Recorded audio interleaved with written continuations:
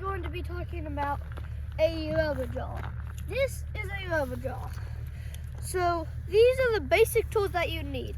A rubber jaw, a sifter, a hammer. This is just a trapping shovel, but you could use any shovel, and a stake right here. So those are the tools that we'll be using today. I'm gonna start out with the shovel. My brother actually caught a coyote and a fox and a possum here, I think last year. It's also good to have gloves so your scent doesn't get on the trap. It would also be good for you to kind of lift up the trap so that, like, if it's new, they would most likely run off because they smell it. So if it's rusted up, they can't really smell it. So the first thing you'll want to do is you want to kind of make a trap bed area. Right, I'm just gonna make it right here. You want your trap to fit pretty tight. So you also want to make some space for your ears. These right here are the ears on the trap. They're on both sides. I'm gonna show you what they're for in a sec. After I get done digging this, you want to take all that dirt that you dug and put it in your sifter, because later in the video I'm gonna use that to cover up my trap. So this is kind of good dirt because my brother bought some dirt from a store called Royal King for trapping. So he used some of that dirt for this. So that's why this dirt is kind of soft and easy to handle, kind of. I'm gonna try to get this kind of pretty good. Try to pull that kind of grass out of the way there. Here in just a sec, after I get this grass up, I'm going to try to pack this down with the hammer. I like to use this side since it's kind of longer, so you can get done quicker doing that. You'll also want to make some spaces for your ears right there. So I'm just going to use the hammer for that. Just do that right there on both sides, like that. I'm going to make a little space in the middle here. That's where I'm going to be staking it, so your chain can kind of land that hole kind of down below it. You want it to kind of be tight, because if the animals feel something moving underneath their feet, they'll most likely run off. So you could use your hands to set it like that somehow, but I'm gonna use my feet. You're gonna put both of your feet on the ears right there, push down, if I can get this. Yep, push down like that on them. The jaws will open up like that. You might need to kind of press the jaws down. This back here is called a dog. This metal piece right there. You want to take that metal piece and put it up under that piece there. And I'm just gonna see if it fits real quick. Kind of wiggle it around, just see if it kind of fits. See if I need to make any adjustments. I might need to. I'm just shaving a little bit down here, like that. Put that dot, put it up in there. Hit that a couple times. Now I'm going to stake it. I'm just kind of pounding right here, so that's where my chain can go when I stake it. This is the chain part right there. So should be pretty easy. You don't need a hammer, but a hammer is good to have for that packing down, that making it tight, hitting the stake and all that.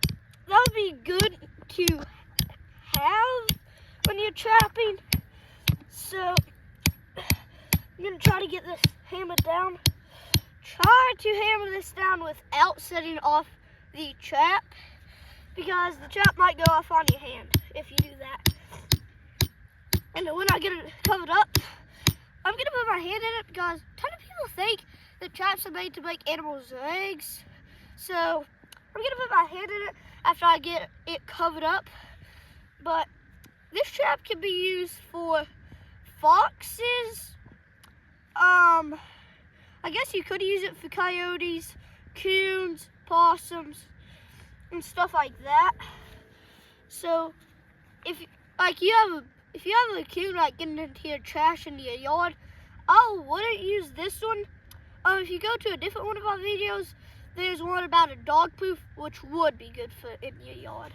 So I'm gonna hammer this down now, and I'm gonna put the trap kind of on top of that. I'm gonna try to hammer out the ears some more, and then since it kind of got loose, I'm gonna do that again since it kind of got loose.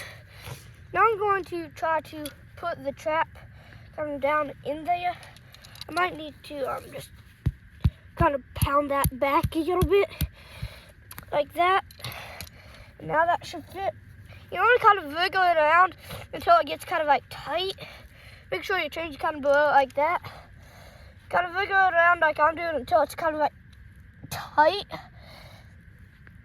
I'm gonna try to pack some of this around the jaws. Be careful with packing it around the jaws because it can go off and get on your hand, like catch your hand.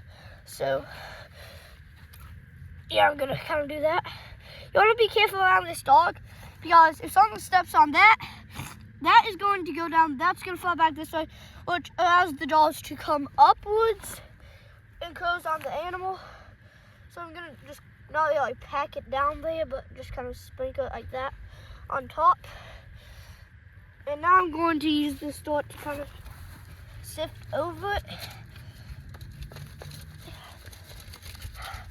And I was trapping here, and there was a fox. I set like 4 traps, and I couldn't catch a fox that kept setting off my traps. So, but I have caught a crow here on accident. But after you get a little bit on your pan, you might want to just take a little bit off because if there's too much weight on it, it'll get it set off. So I'm gonna try to finish covering that up right there. If you're trapping for like foxes or something, you can use like this part of the shovel to kind of make like fox tracks almost. Kind of like up to there. I'm gonna cover this up now. Alright, so now it's set. Alright, so animal, this is the bait hole that my buddy used last year. So I'm not gonna dig one. So that's the bait hole. If you would put your bait in there, it should probably be a little bit deeper than that. But you would put your bait down there. The animal would walk up this way and get caught in your trap while it's trying to get the bait. Now I'm just gonna try to find the pan real quick. If I can find it. Not quite sure where the pan is. I'm gonna try to find kind of like the jaws first so I can tell where the pan is. I'm gonna try to find this. Alright, there's the pan right there. Now I'm gonna stick my hand in it. Shouldn't hold it. Like that doesn't hurt. Like it doesn't hurt animals, but like if you stay in here like for a couple of hours, like these part of your fingers might start to get numb, but it doesn't hurt. Now I'm gonna give this trap off pretty easy. So that is how you would set a foot trap. So this is a rubber jaw. The rubber jaws here makes it so it doesn't hurt the animal as much. Like it doesn't like hold and break their bones, but like I said, if my fingers stay on there for a couple of hours, they would probably get numb. Same with the animal. So I guess these rubber jaws are right here so the animal doesn't really hurt too much. So that is how you set a rubber jaw. See you next time.